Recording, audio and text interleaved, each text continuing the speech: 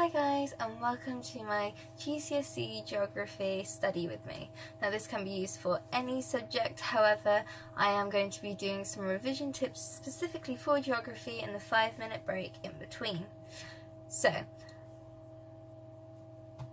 I'm just going to explain what I'm going to be doing, as I know that a lot of you out there like to have the study with me's on in the background. It makes revision seem a lot less tiresome and lonely.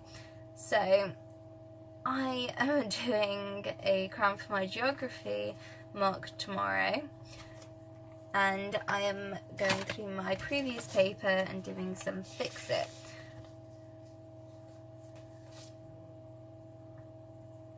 And I will be going through how I've gone about that in the 5-minute break.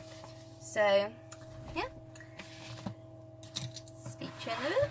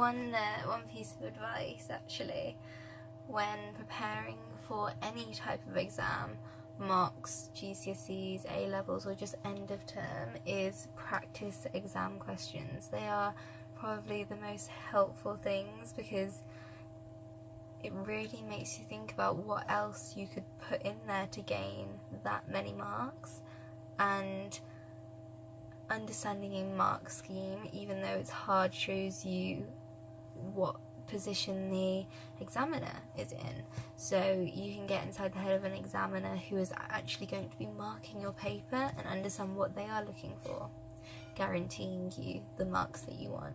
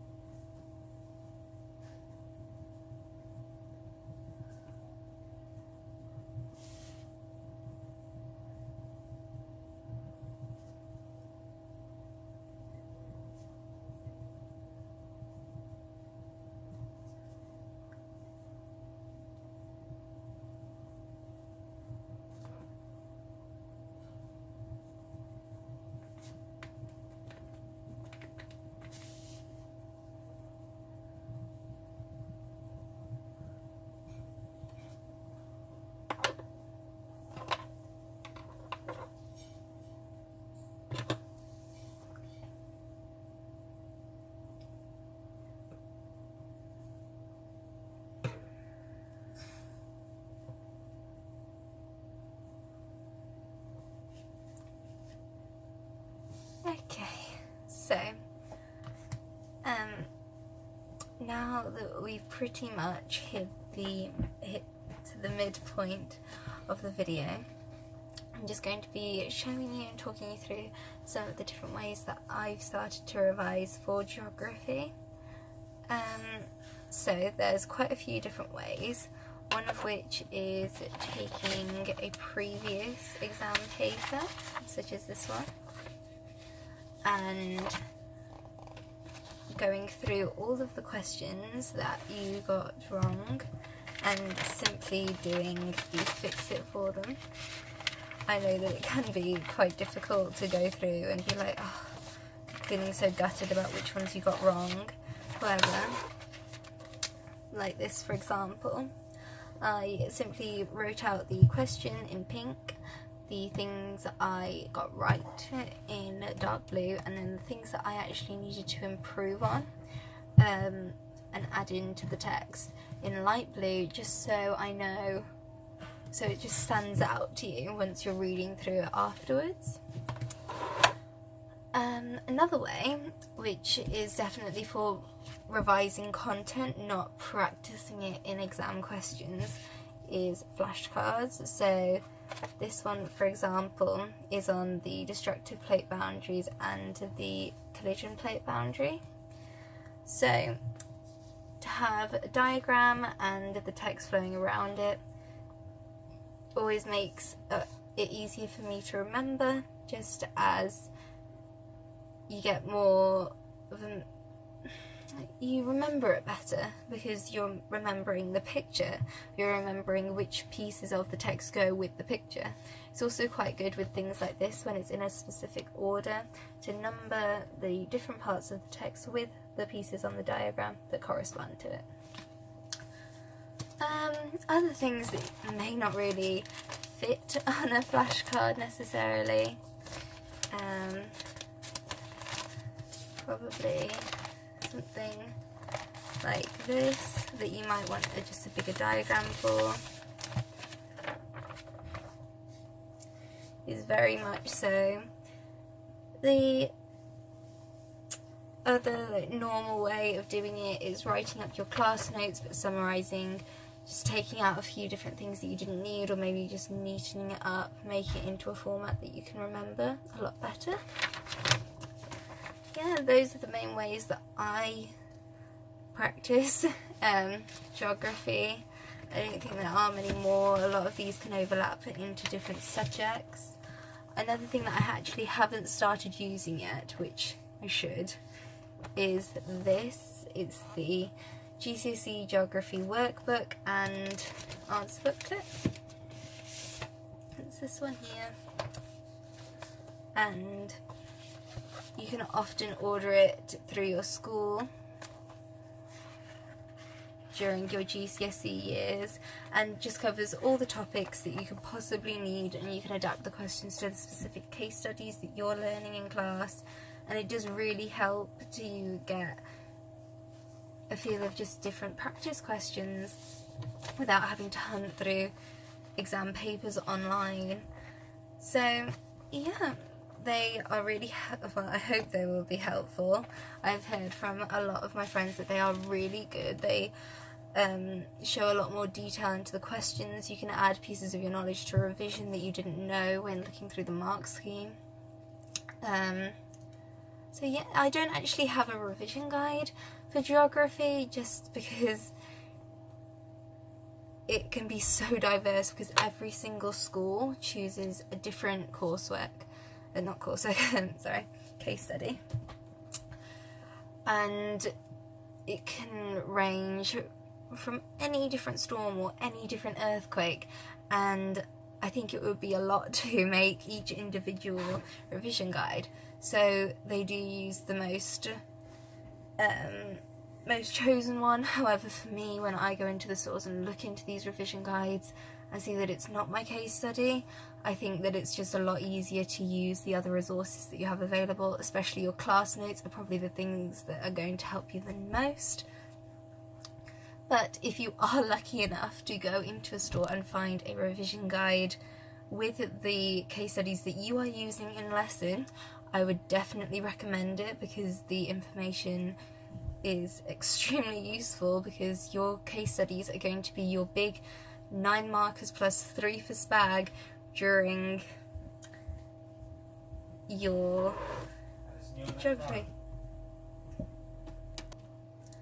Okay, So that is all the revision tips that I have for you today. So we are going to continue with the study with me for another 10 minutes. So yeah, let's get back to it.